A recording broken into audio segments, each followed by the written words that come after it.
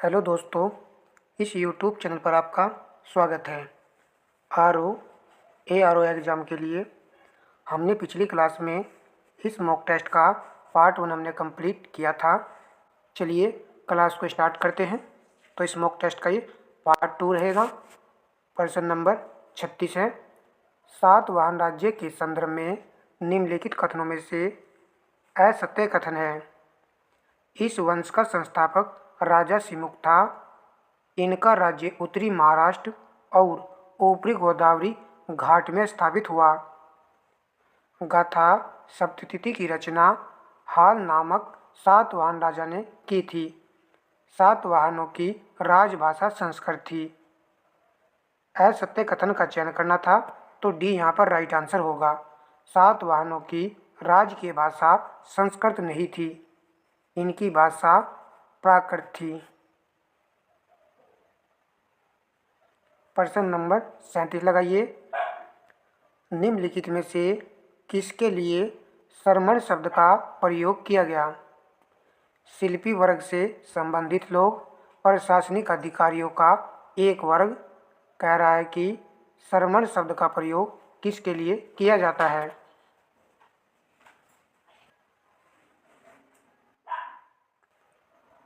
Point number C में कह रहा है ऐसे व्यक्ति जिन्होंने सांसारिक जीवन को त्याग दिया हो, विदेशों से व्यापार करने वाले व्यापारी।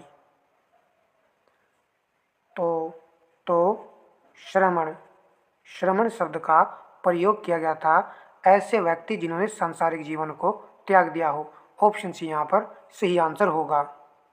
प्रश्न नंबर 38 है। पल्लव राजाओं के शासनकाल के दौरान निर्मित मंदिरों के संदर्भ में निम्नलिखित कथनों पर विचार कीजिए। कौन सा कथन सही है? महाबलीपुरम का रथ मंदिर परस्तर खंडों से बनाया गया, जबकि कांचीपुरम का मंदिर कुछ विशाल चट्टानों को काटकर बनाया गया। देखिए, साथ साथ आपको विचार करते हुए चलना है कि ये सही है या गलत है। अब पहले वाला पॉइंट यहाँ पर गलत हो चुका है।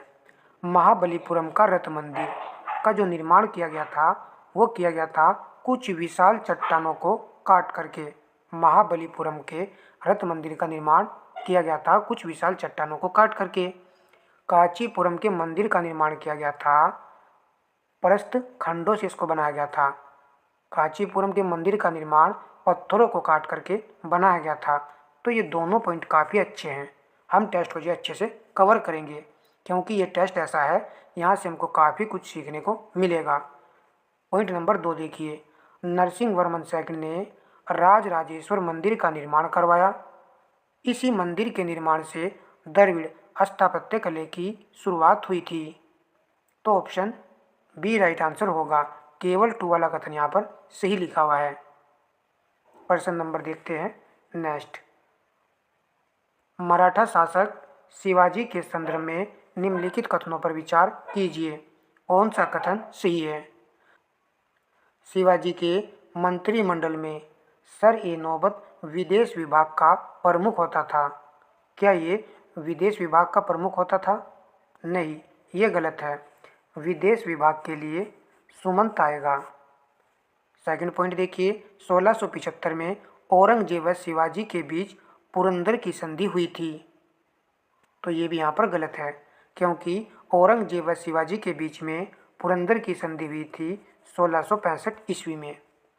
शिवाजी की कर व्यवस्था मलिक अंबर की कर व्यवस्था पर आधारित थी। तो ये तीसरे वाला पॉइंट यहाँ पर सही है। तो ऑप्शन सी राइट आंसर होगा। केवल 3 वाला पॉइंट यहाँ पर सही है। प्रश्न नंबर देखते हैं नेक्स्ट। भारत रत्न उपाधि के संदर्भ में निम्नलिखित कथनों पर विचार कीजिए। कौन सा कथन सही नहीं है? पहली बार यह पुरस्कार 1952 में प्रदान किया गया था। तो ये गलत है क्योंकि इसको पहली बार 1954 में प्रदान किया गया था। यह पुरस्कार केवल उन कलाकारों को प्रदान किया जाता है जिन्होंने कला, विज्ञान, साहित्य और जनसेवा के क्षेत्र में सर्वश्रेष्ठ उपलब्धि प्राप्त की हो। ये सेकंड में कह रहा है। फिर तीसरा कथन देखिए। भारतीय वरीयता के क्रम में भारत रत्न द्वारा सम्मानित व्यक्तियों का 5वां स्थान प्राप्त है। तो ये भी यहाँ पर गलत है। भारत रत्न जो है भारत का सर्वोच्च नागरिक सम्मान होता है, तो इसका आंसर तीसरा पॉइंट गलत हो चुका है। और सेकंड पॉइंट भी गलत है यहाँ पर, यह केवल उन कलाकारों को प्रदान किया जाता है, केवल कह रहा है। अब आप जानते हो भारत रत्न जो है दिया जाता है किसी भी क्षेत्र में असाधारण उपलब्धि के लिए भारत रत्न पुरस्कार दिया जाता है, तो इस प्रकार डी राइट आंसर होगा, उपयुक्त से भी यहाँ पर सही नहीं है। प्रश्न नंबर 41 है, मध्यकालीन भारत में मतर व पट्टिकल पद नाम किनके लिए प्रयुक्त होते थे? ऑप्शन बी राइट आंसर होगा, ग्राम मुखिया के लिए महतर व पट्टिकल पद नाम इनके लिए प्रयुक्त होते थे। देखिए हम पहले ही कह रहे हैं ये टेस्ट ऐसा है जहाँ से आपको सीखने को मिलेगा। जिन प्रश्नों को हम इग्नोर करके चलते हैं वो सभी प्रश्न आप यहाँ पर देख लीजिएगा। आप सभी जानते हो कि 140 में से 10% तो हार्ड है जो कहीं से नहीं मिलेंगे, वो हटा दीजिए, परंतु 10 ऐसे होते हैं जो कि इस टेस्ट में शामिल हैं, तो यहाँ पर सीखने को मिलेंगे जिनको लगा करके हम मेरिट में अच्छे अंक जो है अर्जित कर सकते हैं। प्रश्न नंबर 42 है, निम्नलिखित युग्मों पर विचार कीजिए। बहुउद्देश्य परियोजना और राज्य, कृष्ण सागर बांध आंध्र प्रदेश दिया गया है, तो ये हो जाएगा गलत। कृष्ण सागर बांध जो परियोजना है ये आपकी है कावेरी नदी पर, कर्नाटक राज्य में है। गांधी सागर बांध मध्य प्रदेश, तो ये पॉइंट सही है, ये चंबल नदी पर है। इंदिरा सागर बहुउद्देश्य परियोजना राजस्थान दिया गया है, ये आपका पॉइंट यहाँ पर गलत हो जाएगा। इंदिरा सागर ये मध्य प्रदेश में है और ये नर्मदा नदी पर है। तलैया बांध जो कि बराकर नदी पर है और झारखंड राज्य में है, तो ये सही है। तो 2-4 सही है। पूछा था कितने युगम सही है, तो केवल 2 युगम यहाँ पर सही है। चलिए नेक्स्ट प्रश्न लगाते हैं। निम्नलिखित में से कौन से पठार प्रायद्वीपीय पठार के भाग हैं? कूट के माध्यम से सही उत्तर का चयन करना है। पलामू का पठार, मालवा का पठार, कोयम्बटूर का पठार, मेघालय का पठार। तो आपने आंसर चुन लिया होगा। एक टेस्ट में हमने क्वेश्चन बताया था आपको कि मेघालय का पठार जो है प्रायद्वीपीय पठार का भाग है, तो 4 ऑप्शन देख लीजिए किस में है, तो डी में है ना, तो डी हमारा प्रश्न का राइट आंसर होगा। बाकी इन सभी को आप ध्यान से देख लीजिए, कुछ विद्यार्थी जानते भी होंगे। चलिए प्रश्न नंबर 44 लगाते हैं। मृदा में पाए जाने वाले सूक्ष्म पोषक तत्वों के संदर्भ में निम्नलिखित कथनों पर विचार कीजिए। ऊपर दिए गए कथनों में से कौन सा सही है? काफ़ी अच्छा प्रश्न है, इम्पोर्टेंट कहेंगे, परीक्षा में आ सकता है। मिट्टी में पाए जाने वाले सूक्ष्म पोषक तत्व यहाँ पर दिए गए हैं, बोरान, क्लोरीन, कार्बन, मोलिब्डेनम और लोहे। आंसर हो जाएगा सी। 1, 2, 4 और 5 यहाँ सही है। कार्बन जो है सूक्ष्म तत्वों की श्रेणी में नहीं आएगा। देखिए काफ़ी अच्छा प्रश्न है और इन पॉइंटों को हमको जान लेना बहुत ज़रूरी हो जाता है, क्योंकि अक्सर इनसे प्रश्न एग्जाम में बन ही जाता है। और आप जानते भी होंगे, इसको भी नोट कर लीजिएगा, कॉपर भी इस श्रेणी में आता है, निकिल भी आता है और आपका जिंक भी आता है, जो कि मृदा में इनकी अल्प मात्रा की आवश्यकता होती है। प्रश्न नंबर देखते हैं नेक्स्ट। चक्रवातों के संदर्भ में निम्नलिखित कथनों पर विचार कीजिए। सही का चयन करना है। चक्रवातों का विकास केवल उष्णकटिबंधीय क्षेत्रों में होता है। क्या केवल उष्णकटिबंधीय क्षेत्रों में होता है? तो ये गलत हो जाएगा, क्योंकि शीतोष्ण कटिबंधीय क्षेत्र में भी तो चक्रवात का विकास हो सकता है। इन चक्रवातों की तीव्रता भूमध्य रेखा पर सर्वाधिक होती है, तो यह भी गलत हो जाएगा। इन चक्रवातों की तीव्रता भूमध्य रेखा पर अपेक्षाकृत आते आते कम हो जाती है, जबकि ध्रुवों पर ज़्यादा होती है। थर्ड पॉइंट को देखिए, चक्रवात में पवन की दिशा दक्षिणी गोलार्ध में घड़ी की सुई की दिशा में, उत्तरी गोलार्ध में घड़ी की सुई की विपरीत दिशा में होती है, तो ये सही पॉइंट है। साधारणतः चक्रवात विनाशकारी तूफान और खराब मौसम के साथ उत्पन्न होते हैं, तो ये भी सही पॉइंट है। बी राइट आंसर होगा। केवल 3 और 4 यहाँ पर सही हैं। जो तीसरा पॉइंट यहाँ पर लिखा हुआ है ये चक्रवात के विषय में लिखा हुआ है। यदि प्रति चक्रवात कह देता तो तब जो है इसका अपोजिट हो जाएगा। ठीक है भाई, चलिए नेक्स्ट प्रश्न लगाते हैं। मिलान संबंधी प्रश्न है। सूची फर्स्ट का मिलान सूची सेकंड से करना है। सूची फर्स्ट में खनिज है, सूची सेकंड में उद्योग जिनमें बड़े पैमाने पर उपयोग किया जाता है।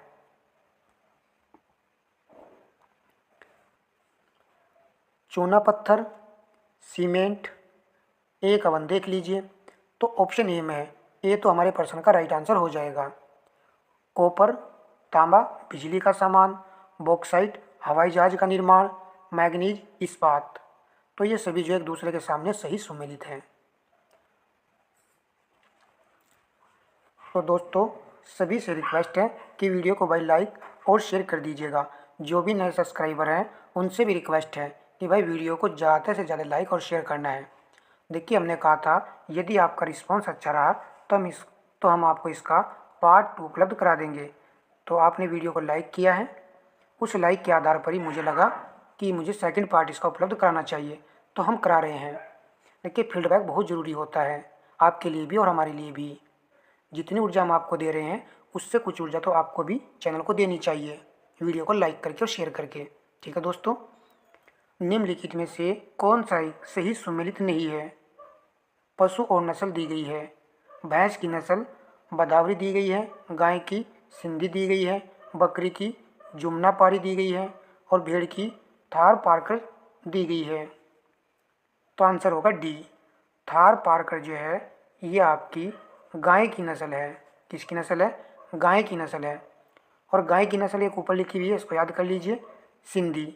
यदि ये लिख दे सफ़ेद सिंधी तो यह भी गाय की नस्ल है। जमुनापारी आप जानते हो बकरी की है और भैंस की याद कर लीजिए बदावरी। चलिए प्रश्न नंबर नेक्स्ट। निम्नलिखित में से कौन सी एक नदी भारतीय गंगा बेसिन का हिस्सा नहीं है? तो डी राइट आंसर होगा। जोंक नदी ये नहीं है, परंतु जो भारतीय गंगा बेसिन का हिस्सा है उसको याद कर लीजिए, पुनपुन नदी और जलांगी नदी और अजय नदी। प्रश्न नंबर नेक्स्ट है। भारतवर्ष में खारे पानी की सबसे बड़ी झील है? तो इजी है, ए राइट आंसर होगा, चिल्का झील जो कि उड़ीसा में है। प्रश्न नंबर, निम्नलिखित में से कौन सा एक युग्म सुमेलित नहीं है? स्थानीय पवनों का नाम और स्थान दिया गया है। लेवेस स्पेन, ब्रिकफील्डर ऑस्ट्रेलिया दिया गया है, इसको जानते हैं, सही है। ब्लैक रोलर ये भी जानते हैं, अमेरिका में है। सामल दिया गया है। ऑप्शन ए और डी में आंसर है। तो डी भाई यहाँ पर सही सुमेलित नहीं है। सामल के लिए आएगा आपका कुवैत और सऊदी अरब, इसको याद कर लीजिए। लेवेस ये स्पेन में चलने वाली स्थानीय पवन का नाम है। प्रश्न नंबर 51 है। विश्व ओजोन दिवस मनाया जाता है? तो झट से आंसर लग चुका है क्योंकि हम इसको जानते हैं, 16 सितंबर को। प्रश्न नंबर 52 है। नीचे दिए गए कोड से असत्य उत्तर चुनिए। खनिज, अन्वेषण, अभिकरण और मुख्यालय दिए गए हैं। तेल व प्राकृतिक गैस का मुख्यालय कहाँ पर है? नई दिल्ली में है। तो पहले वाला पॉइंट बिल्कुल सही लिखा हुआ है। खनिज अन्वेषण निगम लिमिटेड नागपुर दिया गया है। राष्ट्रीय खनिज विकास निगम हैदराबाद दिया गया है। राष्ट्रीय एल्यूमिनियम कंपनी लिमिटेड लखनऊ दिया गया है। क्या आपने डी वाले को कभी पढ़ा है? नहीं पढ़ा है तो इसको मान लेते हैं आंसर, डी राइट आंसर होगा। राष्ट्रीय एल्यूमिनियम कंपनी लिमिटेड ये आपकी उड़ीसा के भुवनेश्वर में है। देखिए हमने आपको एक सेट में क्वेश्चन भी कराया था, एल्यूमिनियम का सबसे बड़ा उत्पादक राज्य और साथ में लोहे का भी कौन सा राज्य है? उड़ीसा राज्य है।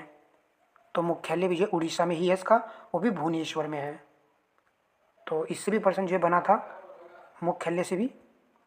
प्रश्न नंबर 53 है। निम्नलिखित में से कौन सा एक कोको का प्रमुख उत्पादक देश नहीं है? तो कोका का प्रमुख उत्पादक देश नहीं है। देखिए हम जानते हैं कि घाना भी है और आइवरी कोस्ट भी है। ए और बी में आंसर है, तो रिक्स तो लेना ही पड़ेगा। 50% के हिसाब से एग्जाम में भाई रिक्स लेना पड़ सकता है इस तरह के प्रश्नों में। फिर ये सही भी हो सकता है और गलत भी हो सकता है। ऑप्शन ए राइट आंसर होगा, लातविया नहीं है। तो कोको का प्रमुख उत्पादक देश आइवरी कोस्ट है, जो कि फर्स्ट नंबर पर आता है। सेकंड पर घाना आता है। इसका हमको पता नहीं है कि केमून किस नंबर पर आता है, परंतु यहाँ पर कोको का उत्पादन होता है। चलिए, दो भी काफ़ी हैं। प्रश्न नंबर 54 है, निम्नलिखित में से कौन सा देश काला सागर के तट पर स्थित नहीं है। अब काला सागर के तट पर स्थित नहीं है, देखिए टर्की को सभी जानते होंगे कि ये काला सागर के तट पर स्थित है। एक आध अन्य पॉइंट भी जानते होंगे कोई ना कोई विद्यार्थी। तो यहाँ पर आंसर होगा सीरिया। तो आज से याद कर लेना है, काला सागर के तट पर टर्की है, जॉर्जिया है, बुल्गारिया है, और साथ में याद कर लीजिए रूस भी है, और रूस के साथ में यूक्रेन भी है। काला सागर के तट पर स्थित देश हैं ये। प्रश्न नंबर नेक्स्ट लगाते हैं, निम्नलिखित में से कौन सा युग्म सही सुमेलित नहीं है। स्थान और जनजाति। अलास्का कोरयाक जनजाति पाई जाती है या नहीं, यही यहाँ पर गलत है। ए ऑप्शन राइट आंसर होगा, जबकि इनको याद कर लेना है। बोर्निया स्थान पर पोनाना, अरब मरुस्थल में रुवाला, और स्वीडन व फिनलैंड में लेप्स जनजाति पाई जाती है। अच्छा प्रश्न है, इस पॉइंट को याद कर लीजिए, डी वाले को। देखिए इस टेस्ट में बिल्कुल नए प्रश्न आपको देखने को मिल रहे हैं, तो काफ़ी अच्छा टेस्ट है और काफ़ी कुछ सीखने को यहाँ पर मिलेगा। जब एग्जाम में ऐसे प्रश्न आते हैं तो फिर धड़ाक से लग जाते हैं। प्रश्न नंबर 56 है, कार्बन क्रेडिट की अवधारणा उत्पन्न हुई। तो बी राइट आंसर होगा, क्योटो प्रोटोकॉल से। प्रश्न नंबर 57 है, उत्तर प्रदेश में कृषक समृद्धि आयोग की स्थापना निम्नलिखित में से किस वर्ष हुई थी। यह क्वेश्चन आपको कर देना चाहिए। ऑप्शन बी राइट आंसर होगा। हमने आपको याद करने को बताया था अभी, समृद्धि से 17 याद कर लीजिएगा। चलिए, जो हमारे पुराने व्यूअर्स होंगे, कंटिन्यू वीडियो को वॉच कर रहे होंगे, तो वो जानते भी होंगे। निम्नलिखित घटनाओं पर विचार कीजिए तथा उन्हें काल अनुक्रम व्यवस्थित कीजिए। काफ़ी अच्छा प्रश्न है, मोस्ट इंपोर्टेंट कह दीजिएगा। नाबार्ड की स्थापना कब हुई थी? 12 जुलाई 1982 को। और किसान क्रेडिट कार्ड योजना लागू हुई थी 1998 और 99। क्षेत्रीय ग्रामीण बैंक की स्थापना कहीं साइड में हमने करा दिया आपको क्वेश्चन, ये 2 अक्टूबर 1975 को क्षेत्रीय ग्रामीण बैंक की स्थापना हुई थी। और स्वयं सहायता समूह का बैंक लीकेज कार्यक्रम, यह कार्यक्रम था 1992 में। तो आप आंसर चुन लीजिए। ऑप्शन ए यहाँ पर राइट आंसर होगा, 4, 1, 2, 3। प्रश्न नंबर लगाते हैं नेक्स्ट, निम्नलिखित में से कौन सी अनुसूचित जनजाति उत्तर प्रदेश के वाराणसी जिले में नहीं पाई जाती है। ऐसे प्रश्न एग्जामिनर पूछता है, कौन सी जनजाति उत्तर प्रदेश के वाराणसी जिले में नहीं पाई जाती है। तो डी राइट आंसर होगा, सहरिया जनजाति। सहरिया जनजाति उत्तर प्रदेश के सोनभद्र जिले में पाई जाती है। प्रश्न नंबर 60 है, गंगा नदी उत्तर प्रदेश में किस जनपद में प्रवेश करती है। तो ए राइट आंसर होगा, बिजनौर में।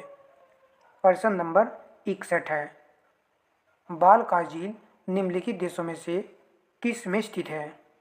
इजी है, ए राइट आंसर होगा, कजाकिस्तान में। प्रश्न नंबर 62 है, निम्नलिखित में से कौन एक सही सुमेलित नहीं है। संस्थान और अवस्थिति दी गई है। राष्ट्रीय जैविक खेती केंद्र गाजियाबाद में, सही है। भारतीय दलहन अनुसंधान संस्थान कानपुर है, सही है। भारतीय सब्जी अनुसंधान संस्थान गोरखपुर दिया गया है, तो यही राइट आंसर हो जाएगा क्योंकि ये वाराणसी में है। और भारतीय गन्ना अनुसंधान संस्थान ये लखनऊ में है। प्रश्न नंबर 64 है, ओजोन परत अवस्थित है। सी राइट आंसर होगा, समताप मंडल में। प्रश्न नंबर 65 है, सूची फर्स्ट में फसल और सूची सेकंड में उत्पादक क्षेत्र से मिलान कीजिए। मिलान का प्रश्न है ये। कौवा, साओ पालो, तो ए का 2 आएगा। ए का 2 ऑप्शन ए में है और ऑप्शन बी में है।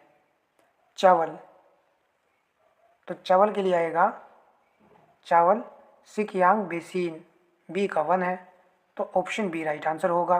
गेहूं के लिए आएगा हवांगो बेसिन, और चाय के लिए कैंडी बेसिन, सभी जानते हैं, तो बी ही राइट आंसर है। प्रश्न नंबर 66 है, निम्नलिखित में कौन जल प्रदूषक नहीं है? जस्ता, तांबा, निकेल, सल्फर डाइऑक्साइड, तो डी यहाँ पर राइट आंसर होगा। ये जल प्रदूषक नहीं है, वायु प्रदूषक है। प्रश्न नंबर 67 है, निम्नलिखित में से किसे विश्व का चीनी का कटोरा कहा जाता है? बी राइट आंसर होगा, क्यूबा। प्रश्न नंबर 68 है, डोनबास क्षेत्र प्रसिद्ध है। डोनबास क्षेत्र किसके लिए प्रसिद्ध है? ऑप्शन बी राइट आंसर होगा, कोयला के लिए प्रसिद्ध है। प्रश्न नंबर 69 है, पश्चिमी घाट का उच्च शिखर है। ए राइट आंसर है, अन्नाई मुड़ी। प्रश्न नंबर नेक्स्ट है, एक टेक्टोनिक प्लेट क्या है जो एशियाई और प्रशांत प्लेट के बीच स्थित है? एशियाई और प्रशांत प्लेट के बीच स्थित है। ऑप्शन डी राइट आंसर है, फिलीपीन प्लेट। प्रश्न नंबर 71 है, निम्नलिखित में से कौन सुमेलित नहीं है? आंवला उर्वरक, नेपानगर अखबार, सिंदरी तांबा दिया गया है, नरोरा परमाणु शक्ति दिया गया है, तो सही नहीं है ऑप्शन सी, सिंदरी के लिए आएगा उर्वरक। और सिंदरी कहाँ पर है? ये झारखंड राज्य में है। चलिए नेक्स्ट प्रश्न देखते हैं, जिसके लिए चुनार प्रसिद्ध है वह है?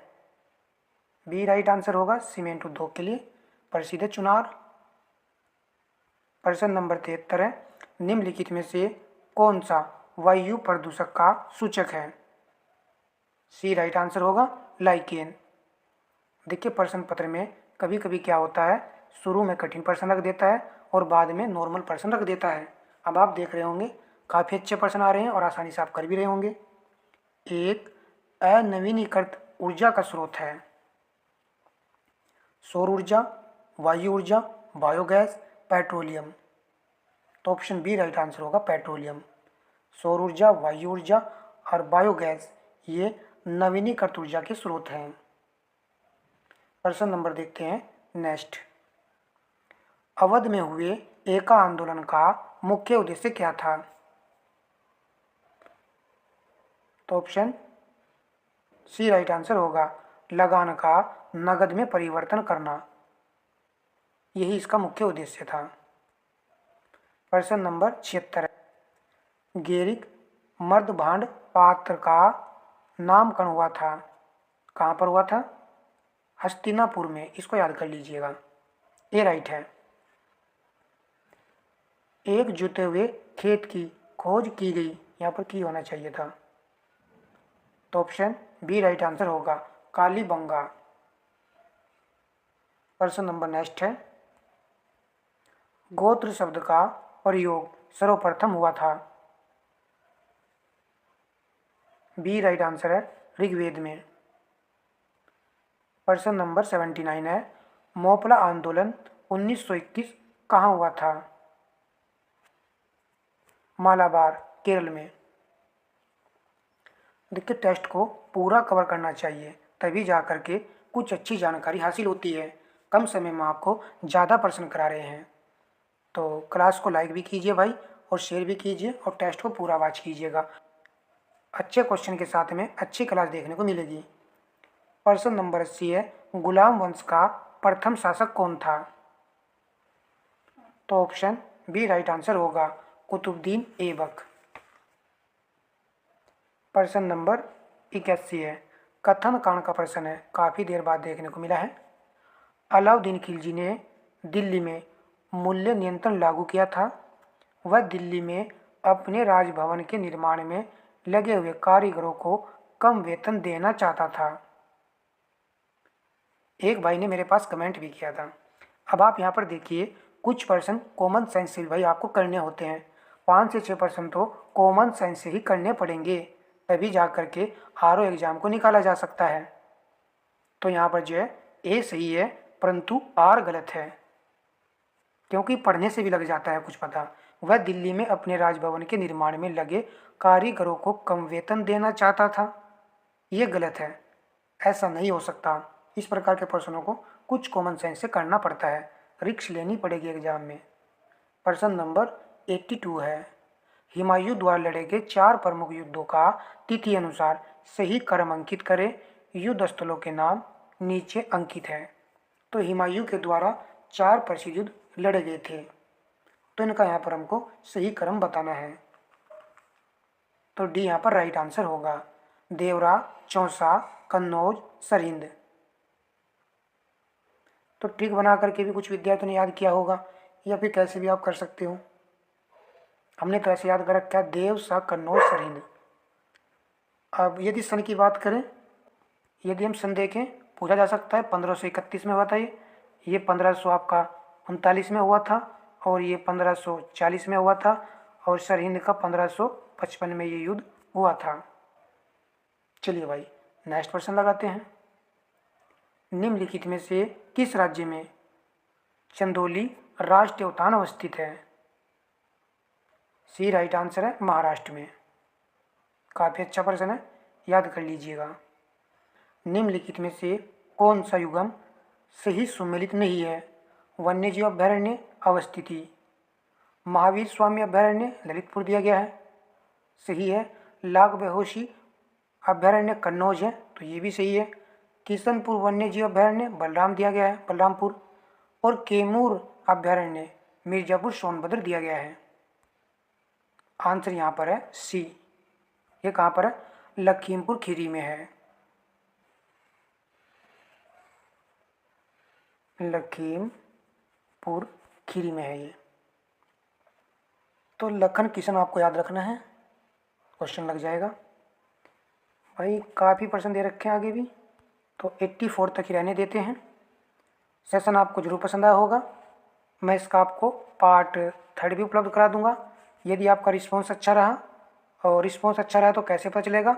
आपको वीडियो को फटाक से लाइक करना है। लाइक के आधार पर ही नेक्स्ट वीडियो आपको उपलब्ध करा दूंगा मैं। देखिए इससे क्या होगा, मुझे पता चल जाएगा कितने विद्यार्थी चाहते हैं कि इसका 3rd पार्ट भी कराया जाए। ठीक है भाई, और काफ़ी अच्छा रहेगा 3rd पार्ट भी। तो धन्यवाद दोस्तों।